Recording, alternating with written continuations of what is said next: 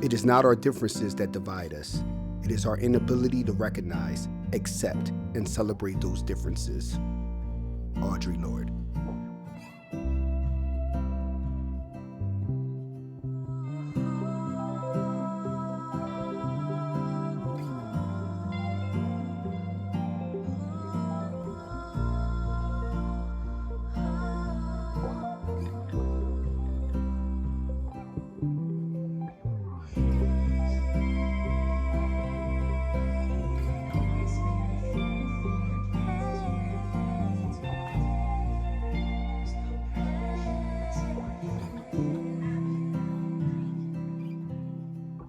When it comes, there will be no warning, no grace period for your heart. It is as a Sister Outsider Poetry is a spoken word duo.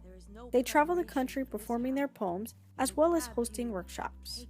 They speak on social issues, but their ultimate goal is to empower people to be themselves. No child left behind. At entrance of a West Philadelphia high school, officer with gun perched on each waist asked me if I have any weapons. I hold up my book. He doesn't find that funny. Tells me to empty pockets. Walk through metal detector, 8:03 a.m. I wait for 2 students to pass through first. Already, I wonder what they have learned. See, I heard the newly built prison a few miles away bought their test scores as wallpaper. But we say... I'm Dominique Christina. I'm Denise Froman. And we're Sister Outsider. No child left behind because it's a slogan for the slick, who co-opt a principle as old as the pyramids and draft them onto t-shirts, sell your grandmother's dedication back to you for $14.99, stand on political platforms and speak that shit into megaphones to convince you that you have not heard it before, like your mama did not work 3 jobs and average 2 hours of sleep a night so you would not be left behind, like your daddy didn't stop drinking, teach you how to drive, show you how to fight, gave you lunch money when he didn't have it to give so you would not be left behind. No child left behind is a bumper sticker, a caption, an empty slogan with no room for imagination. I wasn't into poetry in high school at all. I wasn't really even much of a reader. I played basketball, that was kind of my thing. I loved hip hop. I think hip hop led me to a love of language, and that love and appreciation of language led me to spoken word. I had this wide introduction to the possibility of language when I was a little girl, and it was delicious and inviting to me. And it didn't look a whole lot like me. Those are canonical writers. They're mostly white, and it didn't look a whole lot like me, and I didn't need it to. But I definitely felt like the door was open. It's been kind of through the personal that I've been able to connect to some of these social justice issues for me, and then I think it's kind of broadened out in just my kind of view of the world. Writing and social justice are definitely wed for people who have been historically or contemporarily pushed into the margins. Social justice movements typically are about saying shouldn't be anybody in the margins. There was no blueprint, there was no agenda. I'm going to write about social justice issues. It was the stuff that I was writing about was the stuff that would keep me in the world, where I could point my finger at the destroyer and say, I see you, and I accuse and I condemn. And social justice movements usually are about some aspect of that. So I asked them if they have dreams. 11 students raised their hands barely above their shoulders as if they were sitting in history class unsure of the right answer. One student in the first row named Luciano is waiting for me to tell him what page to turn to. Another student in the 8th row is trying to decide if this is a trick question. There's no right answer, I say. But they are far too comfortable with the right to remain silent. We hunker down in dimly lit classrooms and memorize some shit about Lincoln, freeing slaves, with a magical document called an Emancipation Proclamation.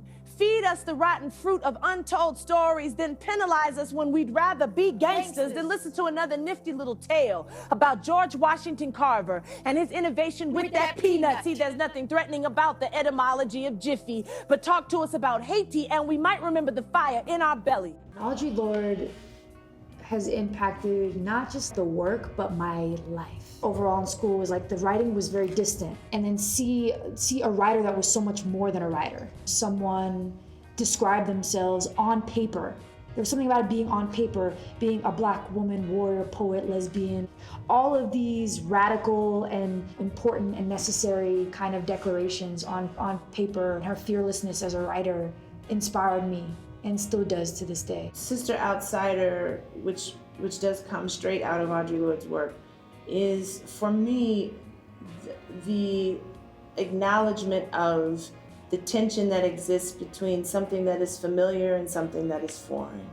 Sister is familiar, it's close. Outsider is obviously far away and in the abstract, and you don't know a whole lot about that identity. And so when they're together, there's a tension that happens. And for me, I live in the space between those two words. My whole life is about being familiar and foreign, right? So it just makes sense. I'm escorted to an auditorium where there are 130 Black and Latino students. We talk about hip-hop. They think poetry is what old white people do.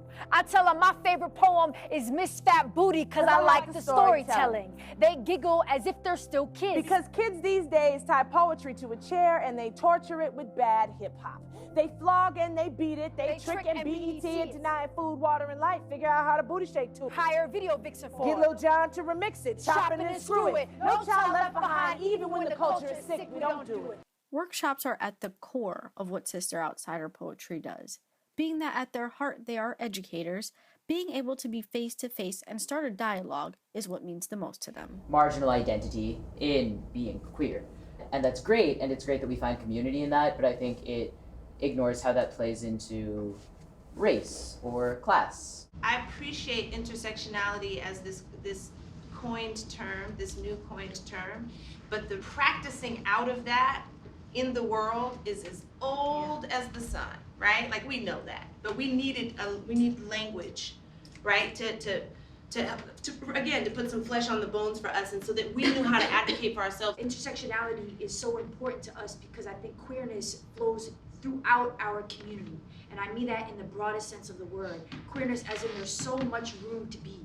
You ever step so deep inside yourself, you leave the door cracked open just enough to let your own freedom crawl back in? Do you know what freedom is? It's when you get so lost, you don't want to come back home. When your body's fluent and don't listen to nobody but the wind. I'm in a city that cannot pronounce my name and will not try, and the person I love is 5 states away. The desperation is almost delicious. I think the workshops are an important part of the work that we do because we get to kind of deepen the conversations around the poems that we perform. It's not just here, you're witnessing this thing. We try to unpack it together. I like the workshops because it cuts down on the whole I'm here to entertain you piece. My job is to keep the party going, because I'm not that poet. The first time I read a book by a Latina author was in college. The wind in my chest stood up. It had been 18 long years of textbooks filled with everything but me. For the first time, my body knew a world that could hold it. See, the quickest way to silence a mouth is to treat it as if none had come before. There are thousands of unreported lynchings that happen in American classrooms each year. The victims are between the ages of 5 and 19. They are black and brown and gay and poor and different and other and not enough and too much. Round pegs in square classrooms. Children suffering for not being who we want them to be, for having voices too loud, Accents too thick, pockets too thin for classrooms to honor us just as we are. It's hard on me. The traveling piece is hard on me for sure. I leave my children, which is also a thing.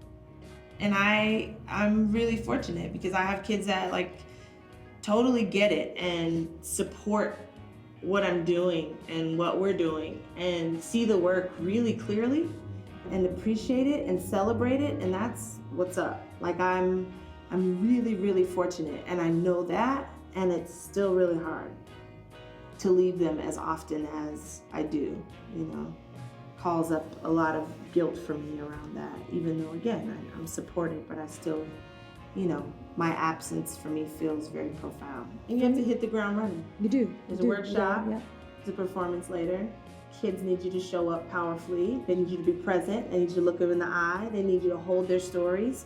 All of that stuff matters. I don't have questions about, do I want to keep doing this? Yeah. The work is the work. You know what I mean? And it's overwhelming all the time for me.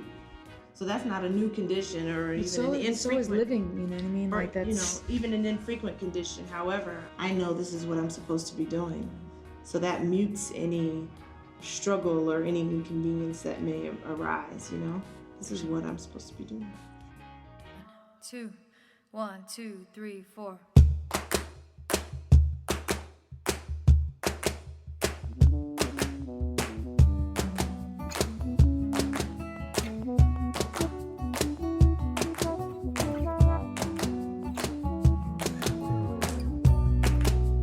I can't let you go, even a day, not even a minute. Your heart, a minute, and if you give me a chance, I'll prove this romance is not just another run.